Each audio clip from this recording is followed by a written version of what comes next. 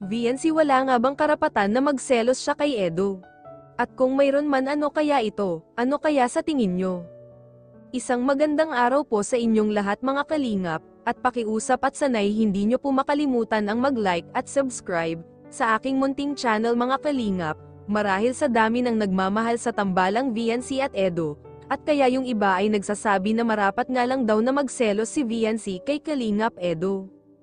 At ano kaya sa tingin nyo kung kayo ang tatanungin mga kalingap? At matatandaan natin sa mga nakaraan ay may mga panahon o pagkakataon na nagpaalam na si Kalingap Edo na aakyat na ito ng ligaw kay VNC.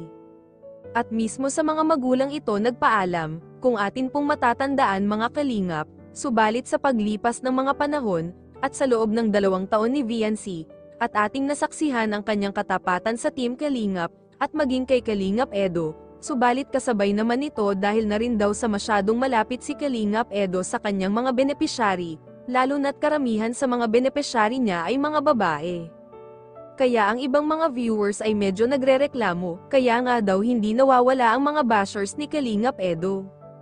Ano kaya sa tingin nyo mga kalingap, samantala sa angking ganda at bait ni VNC ay isang bagay na dapat itong iniingatan, lalo na ng mga lalaki. Kagaya na lang ni Edo mga kalingap, at alam naman natin na marami ang umaasa na sa bandang huli ay sana ay sila ang magkakatuluyan mga kalingap. Ganun pa man sa ating nakita sa kanilang dalawa, si Edo at VNC ay naging matatag naman ang kanilang samahan, bagamat kung minsan ay marami pa rin ang pumupuna sa kanilang mga ginagawa, at maging si VNC ayon sa kanya ay dumaranas din siya ng matinding pambabash. Samantala kung kayo ang tatanungin, may karapatan nga ba si VNC na magselos kay Kalingap Edo? Ano kaya sa palagay nyo mga kalingap, kahit nasabihin natin na hindi pa sila official na magkasintahan mga kalingap?